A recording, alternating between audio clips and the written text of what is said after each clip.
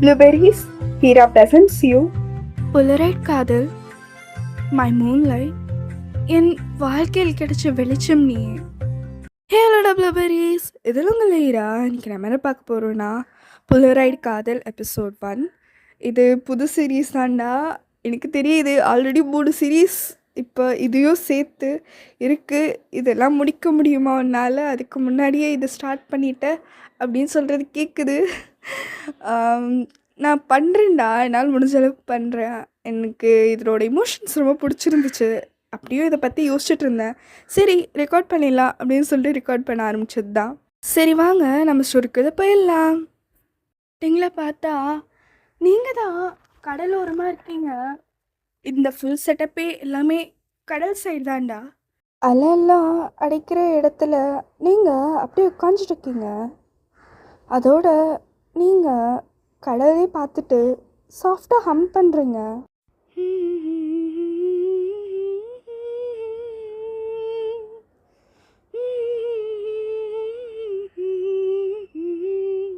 அதோட அங்கே டாஷா வந்திருந்திருப்பா.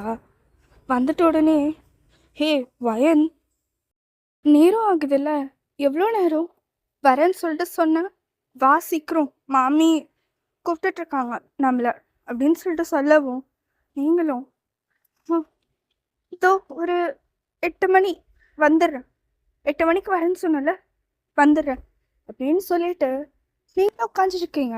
அந்த மாதிரி சொல்லவும் அவளும் சரி நான் போய் அவங்கக்கிட்ட பேசுகிறேன் அப்படின்னு சொல்லிட்டு அவளும் போயிடுறா. அதோட அந்த டைம் டேயும் பின்னாடியிலேருந்து வந்திருப்பான்.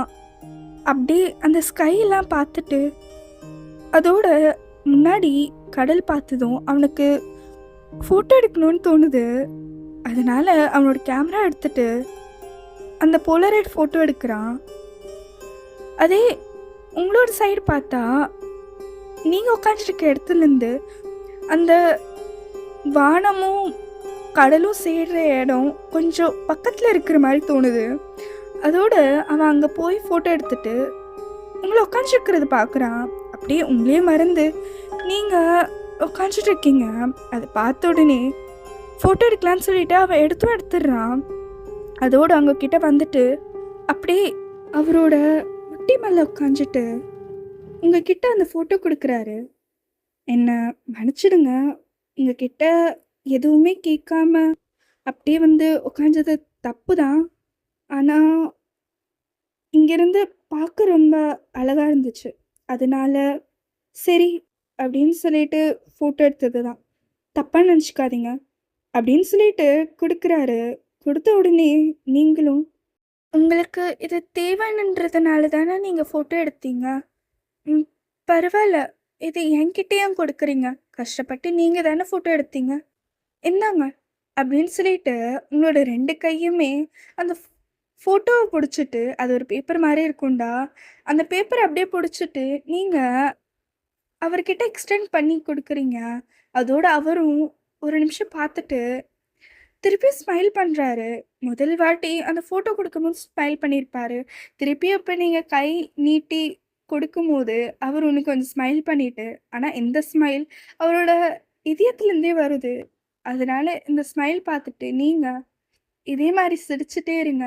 நீங்கள் பார்க்க ரொம்ப அழகாக இருக்கீங்க. நீங்கள் முதல்ல வரும்போது பார்த்தேன், பின்னாடி நீங்கள் அப்படியே நின்றுட்டு இருந்தீங்க.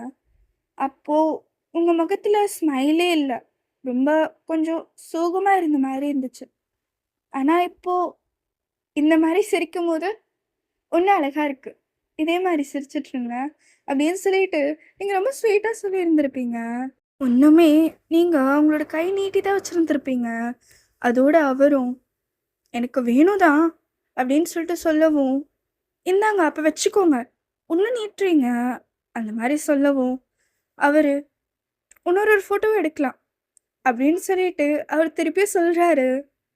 அதோடு நீங்கள் அது கேட்டவும், என்னது, என்ன ஃபோட்டோ எடுக்க போகிறீங்களா, ஒன்றா அப்படின்னு கேட்குறீங்க. ஸ்ட்ராமும் டேம் கூட தான் வந்திருப்பான். ஆனால் ஸ்ட்ராம் ஃபோட்டோ எடுக்கும்போது அவன் பின்னாடி போயிட்டான். பின்னாடினா அங்கே ஒரு ஸ்டால் இருந்திருக்கும் சின்னதாக. அதில் கடலைலாம் விற்றுருந்துருப்பாங்க. அதோட அவன் அங்கே போயிட்டு கடலையை வாங்கிட்டு ஒன்று ஒன்றா உரிச்சு சாப்பிட்டுட்டு இருக்கான். இது பார்த்துட்டு டேயோங் ஒரு நிமிஷம் ஸ்ட்ராமா பார்த்துட்டு கண்ணாலே சிக்னல் பண்ணுறான். அப்படியே இரு அப்படின்னு சொல்லிட்டு அதோட ஸ்ட்ராங் அதை புரிஞ்சுக்கிட்டு அவன் தலையாட்டுறான். அதோட டெஹோங் வந்து உங்ககிட்ட நீங்கள் ஒரு 2 ஃபோட்டோவுக்கு போஸ்ட் கொடுக்க முடியுமா அப்படின்னு சொல்லவும் பண்ணுறேன் கண்டிப்பாக. டெஹோங்கும் உங்களை ஒரு ஃபோட்டோ குனிஞ்ச மாதிரி எடுக்க சொல்கிறா. அதோட நீங்கள் லைட்டாக குனியறீங்க, உங்களோட கழுத்து மட்டும்தான். அதோட பின்னாடி உங்களோட ஷேடோ மட்டும்தான் தெரியும். அதனால அதை வச்சு ஒரு ஃபோட்டோ எடுத்துட்டு திருப்பி உங்ககிட்ட வந்து நீ நார்மலாகவே இரு, லாஸ்ட்டாக நான் வரும்போது உன்னை எப்படி பார்த்தனோ அதே மாதிரி இரு அப்படின்னு சொல்லிட்டு அவர் இன்னொரு ஃபோட்டோ எடுத்துருந்துருப்பாரு. அதோட 2 ஃபோட்டோ இப்போ பார்க்குறதுக்கு ஒரே மாதிரி இருக்கும்டா. ஒரு ஃபோட்டோ உங்கள் கையில் இருக்குது, இன்னொரு ஃபோட்டோ அவங்ககிட்ட இருக்குது. ஒரே ஒரு ஃபோட்டோ வந்து போலராய்டோட நீங்கள் பிடிச்சிட்டு இருக்கிற மாதிரி ஷேடோ அதில் வரும். அது ஒன்று இவங்கிட்ட தான் இருக்குது. அதோட அந்த 2 ஃபோட்டோ நான் வச்சுக்கிறேன் அப்படின்னு சொல்லிட்டு அவரும் சொல்கிறாரு. அதோட நீங்கள் ஆ ஆ கண்டிப்பா அப்படின்னு சொல்லிட்டு சொல்கிறீங்க. அதுக்குள்ளே பின்னாடியிலேருந்து டைஷா வயன் மாமி கூப்பிட்றாங்க, சீக்கிரமா வா அப்படின்னு சொல்லிட்டு சொல்லவும் நீங்கள் அப்படியே எஞ்சி போயிருப்பீங்க. அதோட டேவ் உங்கள் பின்னாடி ஓடி வரான். ஓடி வந்துட்டு உங்கள் பேர் வயனா அப்படின்னு கேட்குறான்.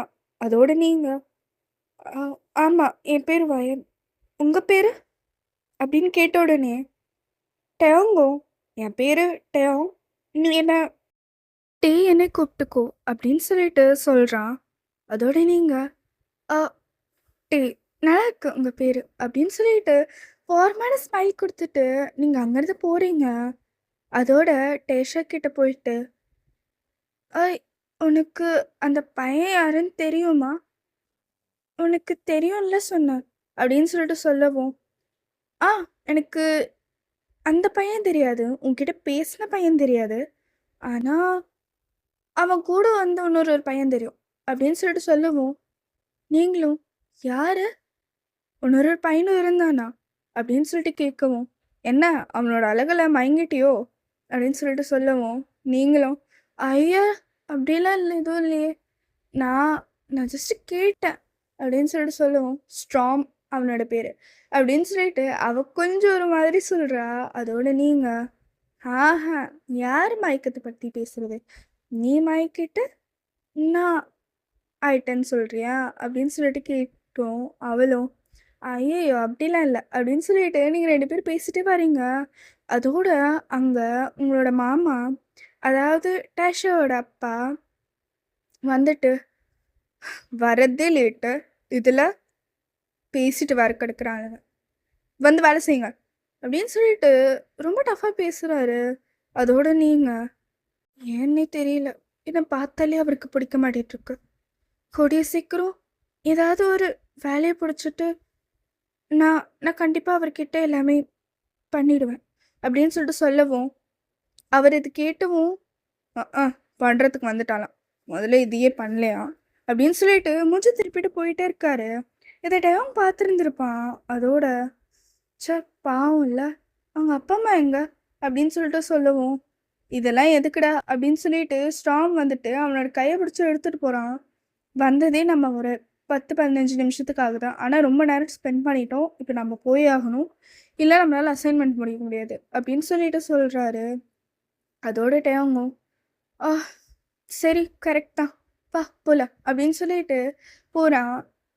ஒரு சாட்டர்டேவுமே அவன் எப்பவுமே அந்த பீச்சுக்கு வந்துடுவான். நீங்களும் அவரும் கொஞ்சம் நல்லா பேச ஆரம்பிச்சிடுறீங்க. சரிடா இதோட இந்த எபிசோட் முடிச்சுக்கிறேன். நெக்ஸ்ட் எபிசோடில் என்ன ஆகுதுன்னு பார்க்கலாம். Until and unless, love you blueberries. Bye bye. இது உங்கள் ஈரா.